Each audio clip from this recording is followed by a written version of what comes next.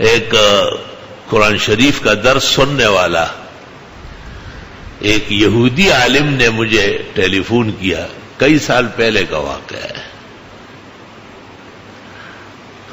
اور مجھ سے پوچھا کہ اسلام کے سب سے بڑی دلیل کیا ہے کہ یہ حق مذہب ہے؟ میں نے کہا اسلام کی تعلیم بہت جامع معنی ہے، اور تعلیم کی جامعیت میں اس نے پورے عالم کو فتح کیا ہے۔ تو وہ کچھ دیر خاموش رہا اور پھر کہا کہ یہ بات سمجھی جا سکتی ہے۔ میں نے کہا دیکھیں، آپ کہتے ہیں کہ میں نے آپ کا سورہ فاتحہ سنا ہے اور 14 دن ہو گئے، اس زمانے میں صحت تھی، طاقت توانائی تھی، ہم ختم کرنا جانتے نہیں تھے، تو تقریر اردو میں ہے، درس اردو میں ہے، اور کئی عربی عبارتیں یا عربی اور فارسی اشعار آ جاتے، آپ اس خوشی میں اس کو سن رہے ہیں۔ اور یہودی تھا، اور وہ بھی تفسیر کشاف اور بیضاوی پر کسی بہت بڑے انسٹیٹیوٹ میں کام کر رہا تھا۔ تو اس کے بعد اس نے کہا کہ یہ قرآن اور یہ علم میں بھی اس طرح حاصل کر سکوں گا جیسے آپ کو حاصل ہے۔ میں نے کہا یہ تو مغیبات کا علم ہے، لیکن آپ کے علم کا نتیجہ نہیں ہوگا۔ جیسے ایک بہت بڑا برتن دودھ سے بھرا ہوا ہو لیکن اس کا ڈھکن نہ ہو، تو کہنے لگا وہ ڈھکن کیا ہے؟ میں نے کہا لا الہ الا اللہ محمد الرسول اللہ، صدق کے دل سے اور سچی زبان سے، تو کم علم سے بھی زیادہ کام ہو جائے گا۔ ہمارے تمام مسلمان علماء نہیں ہے، علماء پر اعتماد کرنے والے ہیں۔ یہ ایک ایسی چیز ہے کلمہ کہ اس کے لیے کسی کی دلالت یا کسی کی جدوجہد دوسرے درجے کی ہے، اصل اللہ کا فیضان ہے۔ ویسے ہی لوگ مسلمان ہو جاتے ہیں، ایسی معمولی چیزوں سے ہو جاتے ہیں، اور بڑے بڑے انبیاء اور مرسلین نے ان کی مکمل تعلیم و تبلیغ فرمائی، لیکن ایسے لوگ بھی تھے جو محروم ہو گئے اور وہی مردار برے دنیا سے گزر گئے۔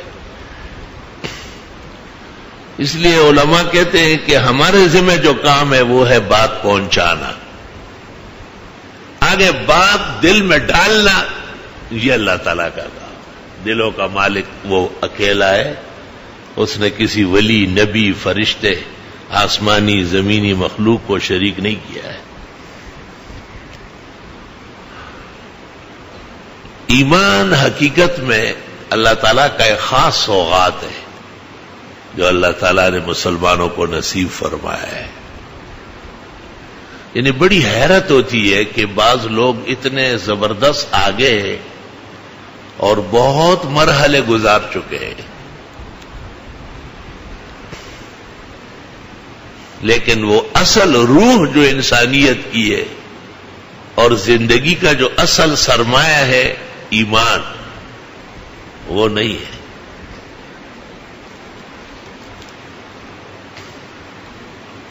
اس نے مجھے کہا کہ آپ نے مغضوبین اور ضالین میں، مغضوبین کا آپ نے کہا یہ یہود ہے، اور آپ کہتے یہ منسوس تفسیر ہے کیونکہ مولوی تھا وہ، اور ضالین سے مراد نصارا ہے، اور اس وقت پوری دنیا پر یہود و نصارا کی حکومت ہے۔ پہلے تو آپ درس دیتے تھے تو آپ کے چند طلباء آپ کے سامنے ہوتے تھے، آپ جو چاہتے کہتے، اب تو آپ درس دیتے ہیں اور 75 ملک سن رہے ہیں، کیونکہ آپ باہر آ گئے اور سائنس کا استعمال کرتے ہیں، ٹیکنالوجی اور لائف اور یہ چیزیں سب چل رہی ہیں۔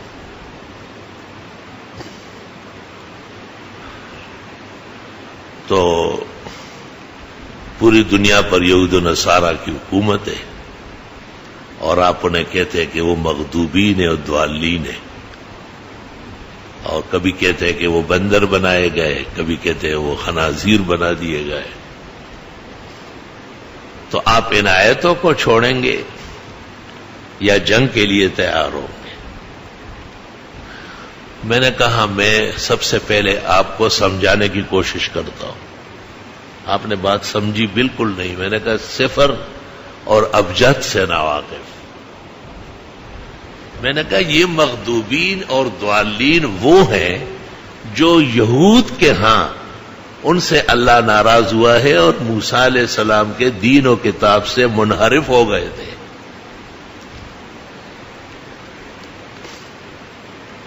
اور جو لوگ عیسیٰ علیہ السلام اور انجیل سے منحرف ہو گئے وہ ضالین ہو گئے. تو یہ القاب ان کے ہم نے نہیں دیے، یہ آپ کے مذہب سے منحرف ہونے کی ان کو خدا نے سزا دی.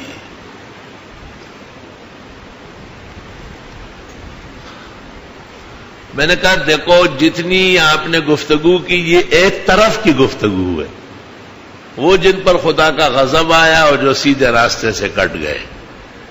لیکن آپ نے یہ نہیں سنا کہ قرآن کہتا ہے یعلمہ علماء بنی اسرائیل.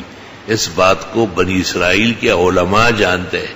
آپ کے علماء کو قرآن علماء کہہ رہا ہے.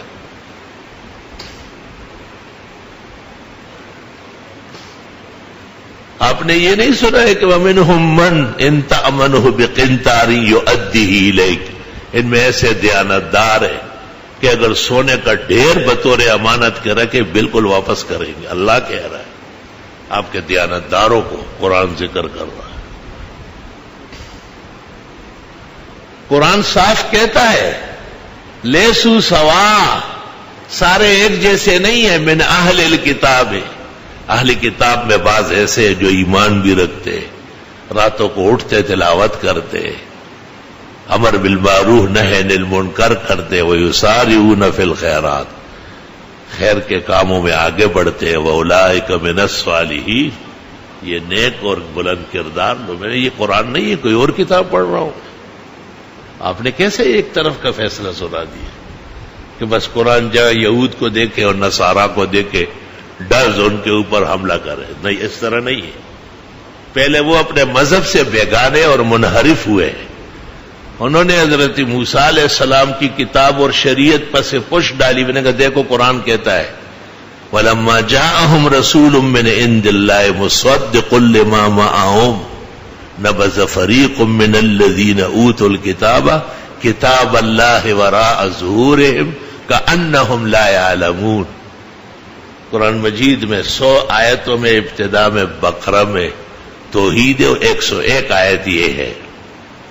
اللہ فرماتے کہ جب پیغمبر آئے اور پورے تصدیق شدہ پیغمبر گزشتہ شرائع کے مصدق و مصدق، تو وہ لوگ جن کو کتابیں دی گئی تھی انہوں نے اپنی کتابوں کو پیچھے دھکیل دیے، پس پش ڈالا، اور ایسے بن گئے کہ انہم لا یعلمون، جیسے بالکل بے علم.